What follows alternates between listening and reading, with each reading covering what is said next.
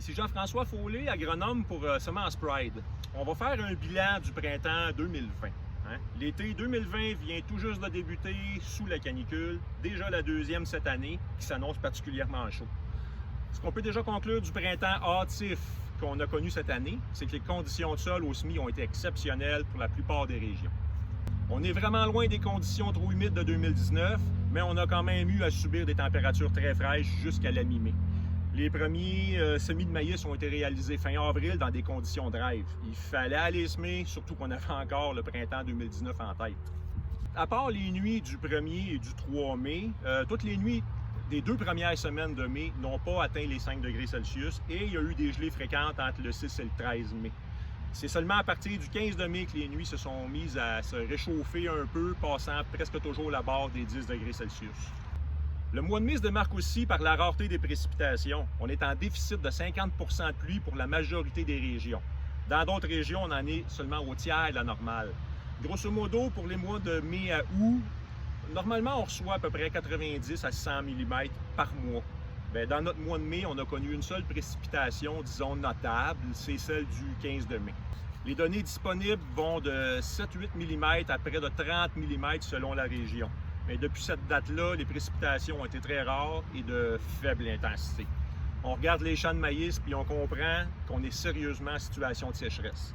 On revient aux températures du mois de mai. Les conditions de semis ont été exceptionnelles, mais la quantité de résidus de la récolte 2019 a compliqué un peu les choses à plusieurs niveaux. Premièrement, la profondeur de semis a été inégale. Deuxièmement, les résidus ont empêché un peu la chaleur de pénétrer dans le sol pendant les canicules. Puis on sait que même si les résidus favorisent une meilleure aération du sol, dans le cas qu'on est présentement, ça a empiré le stress hydrique en situation de stress. Mais la très haute qualité des conditions de semis en mai nous a sauvés. Contrairement à 2019, on manque d'eau, mais le système racinaire du maïs a pu se développer de très belle façon dans la majorité des régions. Maintenant, parlons du mois de juin. Le mois de juin a débuté en nous offrant des gelées dans plusieurs régions les 1er et 2 juin.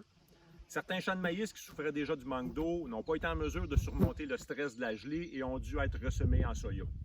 Du côté du soya, certains champs ont subi des dommages mortels, surtout ceux en semi-direct.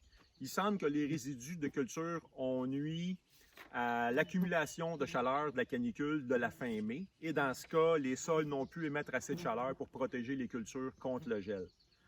Après inspection des champs les plus touchés, on a remarqué que les zones affectées n'étaient pas uniquement les champs à semi-direct ou des zones de terre organique, mais aussi des sols légers, comme ici, sur les buttes et le long des fossés.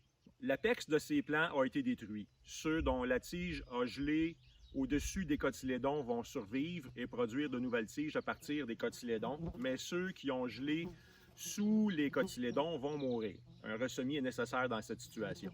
Juin nous a offert une autre surprise dans les nuits du 7 et du 8. Malgré des températures nocturnes de plus de 7 et même 10 degrés Celsius, plusieurs d'entre vous ont constaté des signes de gel dans leur champ de maïs. Le gel n'est pas possible à ces températures. On parle donc dans ce cas-ci de silverleaf ou de feuilles argentées. La feuille argentée est causée par une perte de chaleur, par radiation pendant une nuit très calme, un ciel clair et une humidité très basse. Seules les feuilles à l'horizontale seront touchées par ce genre d'engelure. Ces feuilles éjectent toute leur chaleur par radiation vers le ciel et cette perte d'énergie est suffisamment importante pour causer des dégâts ressemblant à un gel comme on connaît normalement.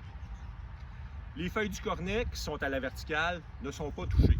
Le plant de maïs ne sera pas affecté par ces engelures localisées.